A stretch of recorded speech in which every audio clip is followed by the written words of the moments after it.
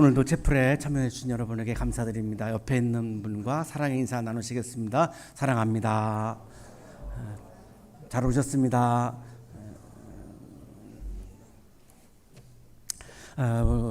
우리가 창세기부터 시작해가지고 지난주에 사무엘 상까지 이렇게 영성의 차원에서 말씀을 묵상해 오고 있습니다. 사무엘 하는 2학기 때로 넘어갑니다.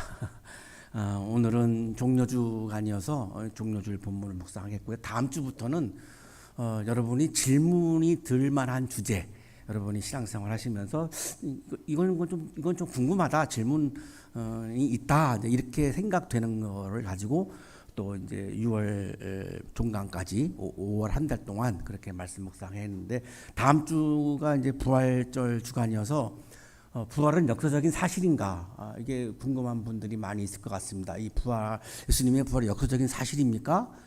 이런 주제로 이제 질문에 대한 말씀을 시작을 이렇게 하겠습니다. 종교주일 날 이제 예수님이 예루살렘 성으로 이렇게 행진을 하셨는데요. 아까 이거 테스트할 때 됐는데 또 안 나. 방송실에서 뭘 만지신 것 같은데. 예. 예루살렘 성으로 이제 행진을 하신 거예요. 갈릴리 지역에 계시다가 이제 예루살렘 성으로 이제 죽음을 각오하고 이제 행진하신 거죠. 그러니까 하나 행진입니다. 그래서 종려주간을 맞이해서 세 개의 행진을 여러분과 함께 좀 기억하려고 하는데요. 학기 초반에 제가 20분 설교 계속 성공하다가 요즘 몇 주간 또 5분이 늘어났는데 오늘 20분 만에 해보려고 합니다. 이게 세 가지 행진을 하려니까 참 바쁘네요, 마음이. 첫 번째가 이제 첫째 행진이 이제 십자군 행진입니다. 11세기에 시작해서 13세기에 끝났어요. 그러니까 무려 200년 동안 한 행진입니다. 십자가 표시를 달고 이제 예루살렘으로 이제 정복을 위한 행진을 한 겁니다. 근데 이제 십자가의 의미는 뭐죠? 예수님이 로마 제국에 의해서 희생당하신 사인이죠.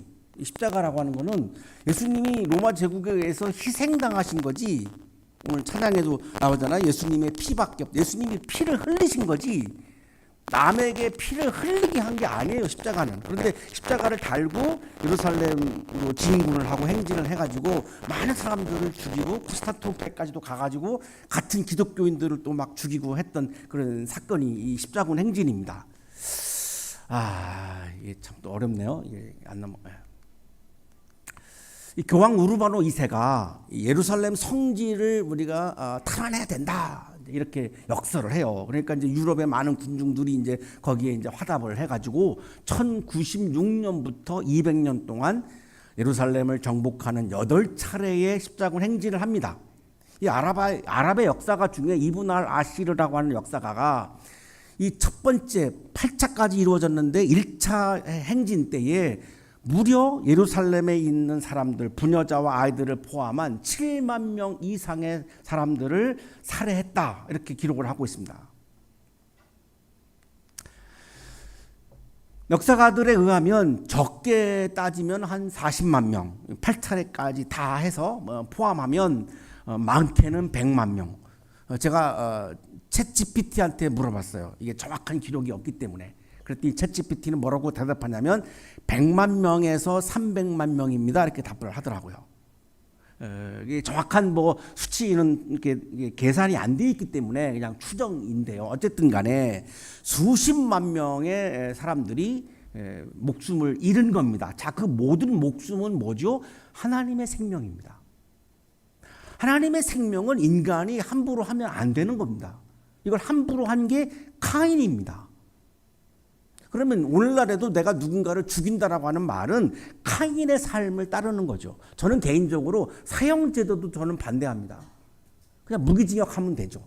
왜냐하면 생명이라고 하는 건 하나님이 창조하신 하나님의 생명이기 때문에 누구든 간에 내가 죽일 수 있는 권한이 우리에게 없어요.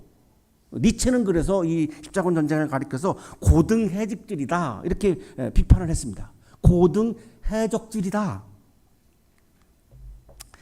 2000년 3월 12일 날 이제 요한 바로 2세 교황이 성 베드로 대성당에서 2000년의 역사를 돌아보면서 이 기독교가 잘못 저지른 악들에 대해서 회개하고 용서를 구하는 미사를 집전합니다. 여기 이때의 강론을 통해서 십자군 전쟁에 대해서 공식적으로 요한 바오로 2세가 사죄를 합니다. 하나님께 용서를 구합니다. 지금 보시는 사진은 요한 바오로 2세가 1984년인가요? 한국에 오셨어요. 오자마자 김포공항에서 내리면서 지금 한국에 있는 땅에다가 지금 입을 맞추는 그런 사진입니다. 이렇게 말했습니다. 진실을 따르기 위해 폭력의 힘을 빌렸던 일에 불신과 적대감을 보였던 것을 용서해 주소서. 적대감으로 이루어진 십자군 행진이었다 이렇게 이제 인정을 한 거고요. 베네딕토 16세 교황도 과오를 인정합니다. 나는 한 사람의 기독교인으로서 흘러온 역사 속에서 기독교 신앙의 이름으로 폭력이 행해졌던 것이 사실임을 말하고 싶다. 우리는 이 점에 대해 큰 수치심을 갖고 인정한다. 이는 분명히 기독교 신앙의 남용이며 기독교의 진정한 성격에 명백히 위배된다. 폭력, 살해 이런 거는 기독교 정신하고는 정반대인 거죠. 이건 기독교 정신이라고 말할 수가 없고 예수님의 마음이라고 볼 수도 없다는 거죠. 자, 그런데 십자군 행진했던 사람들은 십자가 이걸 표시를 하고 신앙의 이름으로 쳐들어가서 정복을 했던 거죠. 물론 마지막에서는 실패합니다. 정복 못합니다. 둘째 행진은 워싱턴 행진입니다. 마틴 루터 킹 주니어가 몽고메리에 있는 한 도시의 침례교회 담임 목사로 부임을 했는데 이 몽고메리 시에서 백인들이 시에서 운영하는 버스에 흑인은 탈 수 없다 이런 규정을 만들어요. 흑인을 이제 백인들과 이제 차별하는 그런 법이죠. 그러니까 이 흑인인 본인의 입장에서 볼 때는 도저히 이게 받아들이기가 어렵습니다. 그런데 1955년 12월 날 지금 보시는 사진이 이제 흑인 여성 로자 파크스라고 하는 여성인데 버스에선 이 백인 남성한테 자리를 양보하지 않았다고 경찰서에 연행을 당해요. 말이 안 되는 거죠. 여러분 버스 타셨을 때 조심하셔야 됩니다. 가급적이면 양보하세요. 연행당합니다. 경찰에 연행당합니다. 특히 이 노인분들 타면 그냥 얼른 양보하세요. 야단 맞지 마시고. 그래서 이 마틴 루터 킹 주니어가 이제 주변에 있는 분들과 이제 자유를 향한 행진을 이제 하는데 이 행진을 하고 나서 1958년에 보고서를 발표해요. 이 보고서가 자유를 향한 위대한 행진이라고 하는 책인데 제가 구하려고 백방 노력했는데 없어요. 중고에도 없고 정말 내가 한번 구해보고 싶은 책인데 혹시 갖고 있는 분 있으면 좀 빌려주세요. 이 책을 통해서 이 마틴 루터 킹 주니어가 비폭력 무저항의 사랑과 평화의 행진은 영적인 행진이다라고 말합니다. 이렇게 말합니다. 이 운동은 영적인 운동입니다. 사랑은 위대한 도구이며 무기입니다. 설사 유죄 판결을 받는다 해도 우리는 증오로 복수하지 않을 것입니다. 이 운동은 영적인 운동입니다. 전혀 이 행진을 하면서 복수하겠다, 증오한다 이런 마음을 다 비운 거예요. 오로지 사랑을 위해서, 평화를 위해서 무저항. 이 마틴 루터 킹 주니어가 무저항의 정신을 배우려고 인도까지 갑니다. 간디의 무저항주의를 공부하려고. 대단한 분이에요. 1963년에 흑인들의 인간다움을 회복을 위한 워싱턴 대행진을 하는데요. 역시 이것도 사랑과 평화의 무저항의 행진이죠. 25만 명이 참여합니다. 이때 한 연설이 그 유명한 I have a dream이라고 하는 너무너무 유명한 연설이고 아바라고 하는 그룹이 이 제목으로 노래도 부르기도 했죠. 어마어마하죠. 25만 명이 워싱턴 광장에 모여서 행진을 했습니다. 이 행진에는 조금도 누구를 향해서 증오하거나 혐오하거나 배제하거나 공격하거나 이런 마음이 조금도 없습니다. 오로지 사랑과 평화의 행진. 1968년 39세 때에 백인 우월주의자, 인종차별주의자 제임스 얼 레이가 쓴 총탄에 맞아서 39세에 사망을 합니다. 저는 순교했다고 봅니다. 이분이. 이게 십자가 사건입니다. 이런 게 십자가 사건입니다. 영성신학자 리처드 포스트는 이 마틴 루터 킹 주니어의 자유를 위한 위대한 행진의 이 책을 묵상하고 나서 사랑과 평화를 위한 행진은 하나님의 일이다 이렇게 말합니다. 약한 자들을 보호하기 위해 우리는 평화, 화해, 존중의 정신을 유지할 수 있겠는가? 우리 스스로는 그렇게 못할 것이 분명하다. 이것은 하나님의 일이어야 한다. 이것은 영적 운동이어야 한다. 사랑과 평화를 위한 일이 하나님의 일이지, 정복하고 혐오하고 배제하고 폭력을 가하고 살해하고 이런 거는 하나님의 일이 아니다라고 지금 리처드 포스터가 얘기하는 겁니다.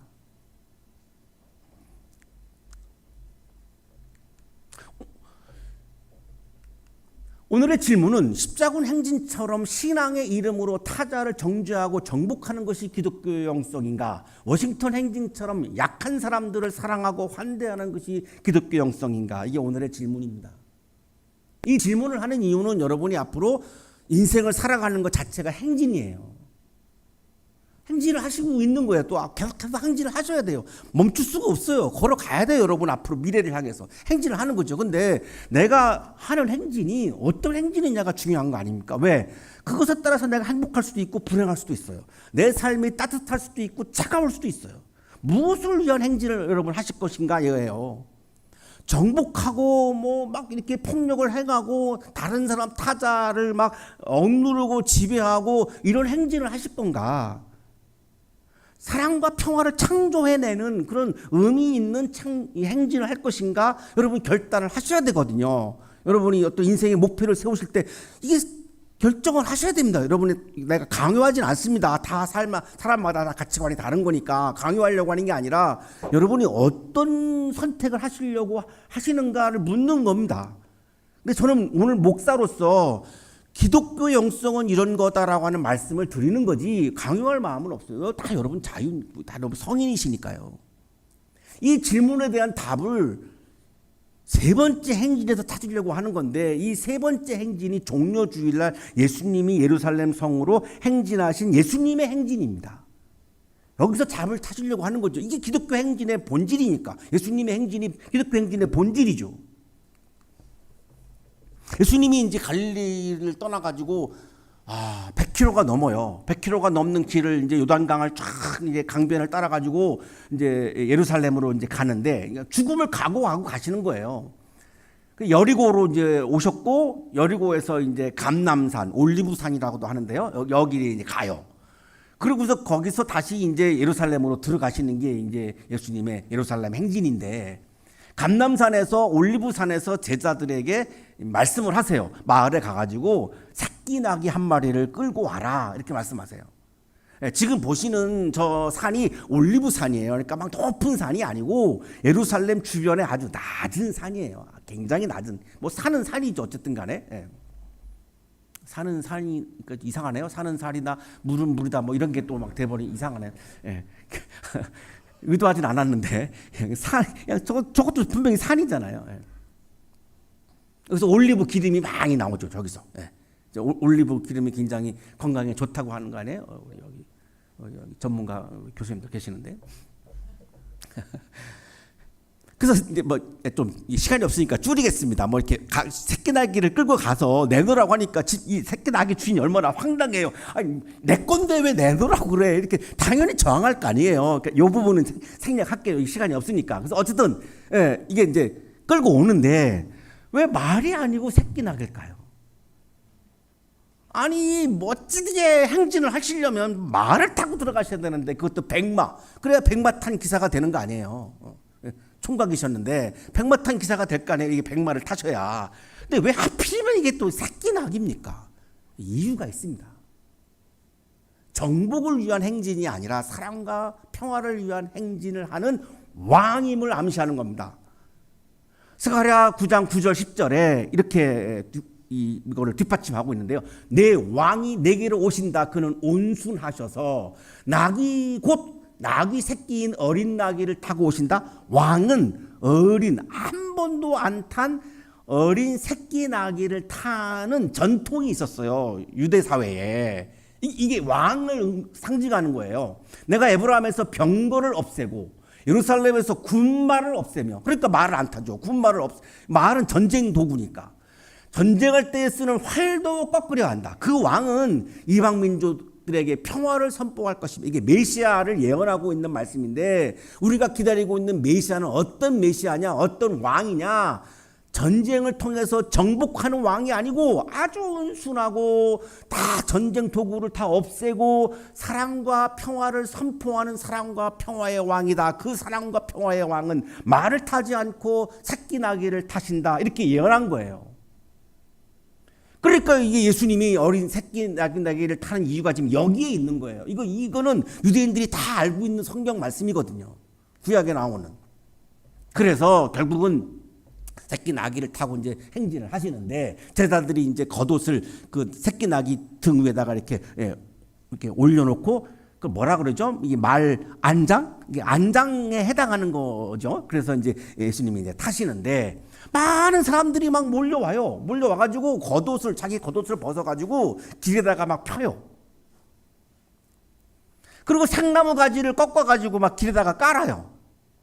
이거 두 가지 이런 퍼포먼스가 있었는데 이 왜 겉옷을 벗어가지고 깔까요? 이게 이제 열왕기 하에 이제 이 근거가 나옵니다. 그러자 그들은 황급히 일어나 각자 자기의 옷을 벗어서 섬돌 위 예후의 발 아래에 깔고 나팔을 불며 예후께서 임금님이 되셨다 하고 외쳤다. 왕 즉위식 때에 했었던 퍼포먼스예요. 왕 즉위식 때 사람들이 자기 겉옷을 벗어가지고 왕이 걸어가는 앞에다가 옷을 막 까는 거예요. 그러면 지금 예루살렘의 사람들이 예수님의 행진 앞에서 겉옷을 벗고 까는 거는 뭐죠? 예수님을 지금 왕으로 인식하고 있는 겁니다. 그렇죠? 분명히 예수님을 왕으로 인식하고 있는 겁니다. 근데 어떤 왕이냐가 오늘 중요한 포인트입니다. 예루살렘 사람들은 지금 예수님을 왕으로 지금 기대하고 있기 때문에 겉옷을 벌어서 이렇게 깐 거예요. 그 다음에 생나무 가지를 꺾어서 이제 깔았잖아. 이 생나무 가지가 요한복음 12장 13절에는 종려나무라고 나옵니다. 이 보시는 게 지금 저게 종려나무입니다.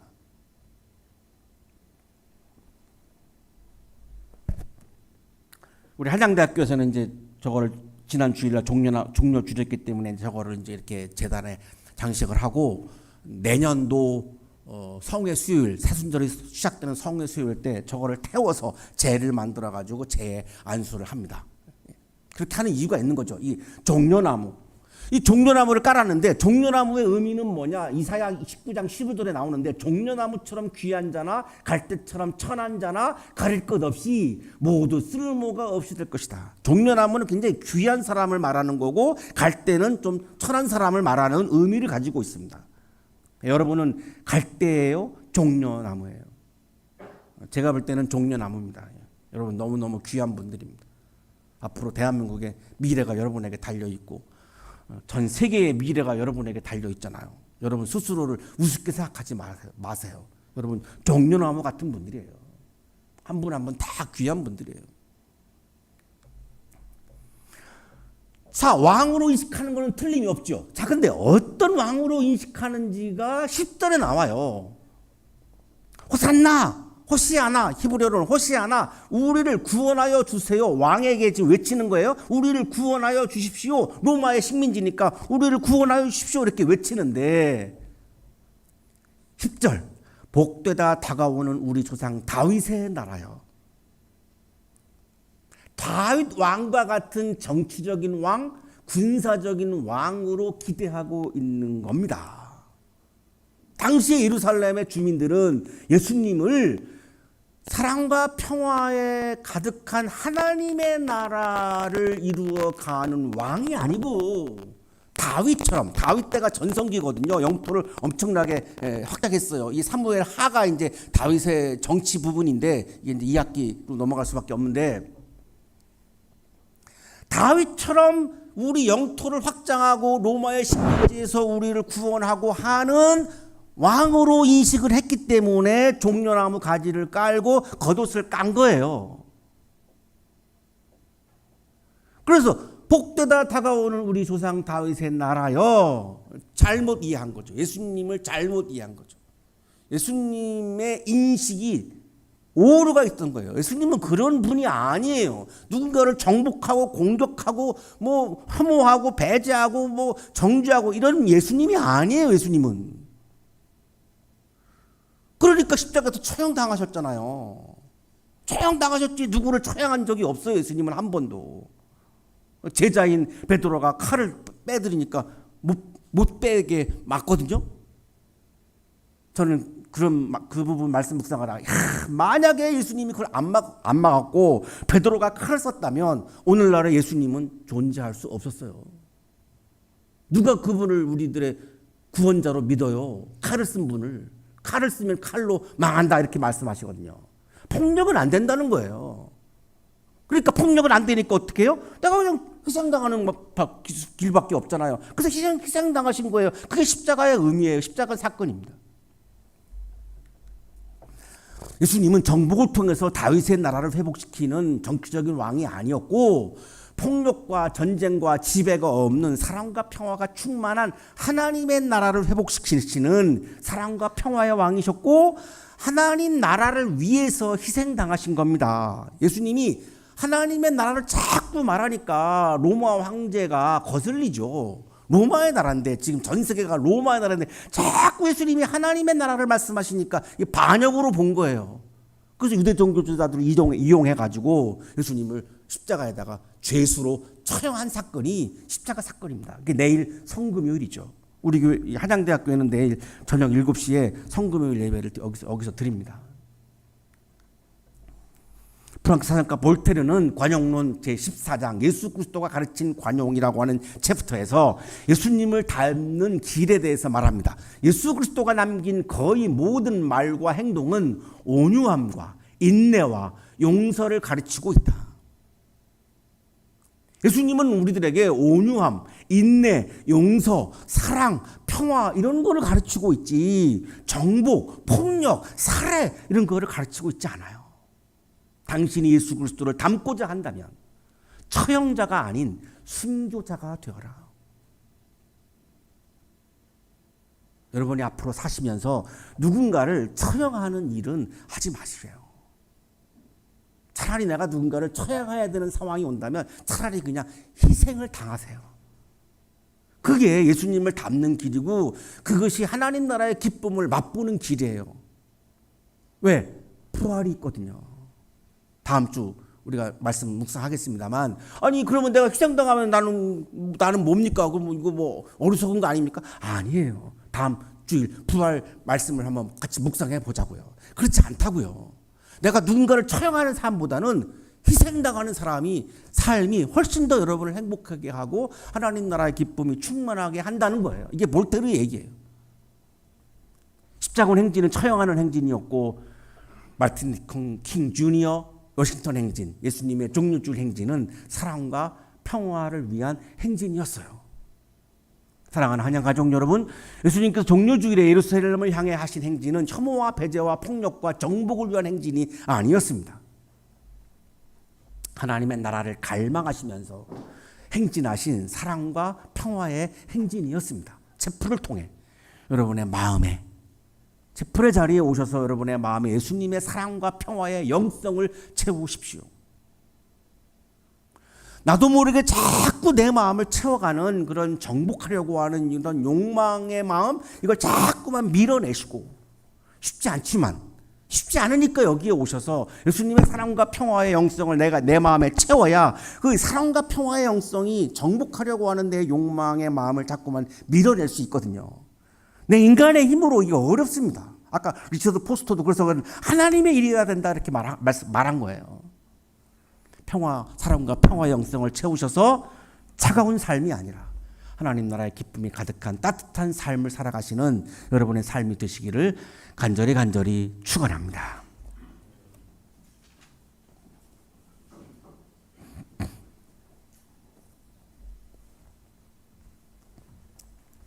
거룩하신 하나님, 우리들의 마음속에 사랑과 평화의 영성을 채워 주옵소서.